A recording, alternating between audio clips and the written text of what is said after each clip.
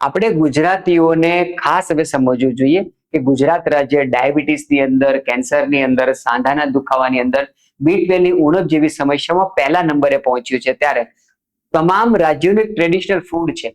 તમે જો પંજાબ વ્યક્તિને, પંજાબના નાગરિકને પૂછશો તો એ સવારના નાસ્તામાં દહીં અને આલુ પરોઠા ખાશે. સાઉથ ઇન્ડિયન કોઈ પણ વ્યક્તિને પૂછશો તો એ પોતાના ભોજનની અંદર ઇડલી અને સાંભર કે ઢોસા વગેરે ખાશે. બિહારના કોઈ વ્યક્તિને પૂછશો તો સવારના નાસ્તાની અંદર દહીં અને ચીવડા ખાશે. પ્રત્યેક વ્યક્તિના નાસ્તાની અંદર પોતાનું ટ્રેડિશનલ ફૂડ છે.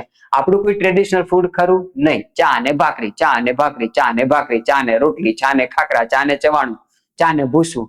ચા આપણું વ્યસન છે, આપણું ભોજન નથી. પરંતુ દુર્ભાગ્યની વાત એ છે કે આપણે ગુજરાતી હવે ચાને વ્યસન માનતા જ નથી. નાની નાની ઉંમરના બાળકોને ઘણી માતાઓ બહેનો ચા અને દૂધ મિક્સ કરીને પીવડાવતા હોય, અને આ કોન્સેપ્ટ છેલ્લા 30-40 વર્ષમાં જ આવ્યો છે. પૂછજો આપણા દાદા નાનીને, એ લોકો સવારમાં ચા નાસ્તો કરતા હતા? નહીં. એ લોકો દહીં અને રોટલો ખાતા હતા. એ લોકો ચૂરમું બનાવીને ખાતા હતા. તે લોકો રાતનો રોટલો, રાતની રોટલી સવારે ઘી ગોળ સાથે ખાઈ લેતા અને કોઈના શરીરમાં B12 ની ઉણપ ક્યારે પણ ન સર્જાતી હતી. તો સવારના નાસ્તા દરમિયાન ચા જેવી થર્ડ ક્લાસ વસ્તુને પોતાના ભોજનમાં સ્થાન આપવું આ જરા પણ આપણા આરોગ્ય માટે હિતાવહ નથી.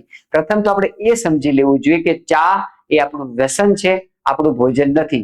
જો તમને ચા પીવાની આદત હોય તો જરૂર પી લો, પરંતુ એને પોતાના ભોજનમાં ક્યારેય સ્થાન આપવું જોઈએ નહીં. આપણા શરીરની અંદર સવારના સમયમાં ખૂબ સારા પાચક રસો ભેગા થયા હોય. આપણી જે લાળ છે, સલાઈવા છે, તેની અંદર બે સૌથી મહત્વના નેચરલી કેમિકલ હોય જેને લાઇઝોઝાઇન અને ઓરમ કહેવામાં આવે, કે જે આપણે રોગ પ્રતિરોધક શક્તિ વધારે છે. આ બે તત્વો આપણને કેન્સર જેવી ભયાનક સમસ્યાથી બચાવે છે. અને એ લાળ સાથે આપણે થર્ડ ક્લાસ ક્વોલિટીની ચા જવા દઈએ, ચા સાથે ભાખરી જવા દઈએ, એ લાળ બિલકુલ નષ્ટ થઈ જાય. તો મહેરબાની કરીને વિનંતી કે સવારના નાસ્તામાં ચા અને ભાખરી ન ખાતા, બીજું તમારે જે ખાવું તે ખાઓ, પરંતુ સવારના નાસ્તામાં ચા અને ભાખરી ખાવી આપણા આરોગ્યનો જાતે નોતરેલો સત્યાનાશ છે. તો ચા અને ભાખરી સિવાય જણાવેલી જે કઈ વસ્તુ છે એને આપણે પોતાના ભોજનમાં સ્થાન જરૂર આપી શકાય.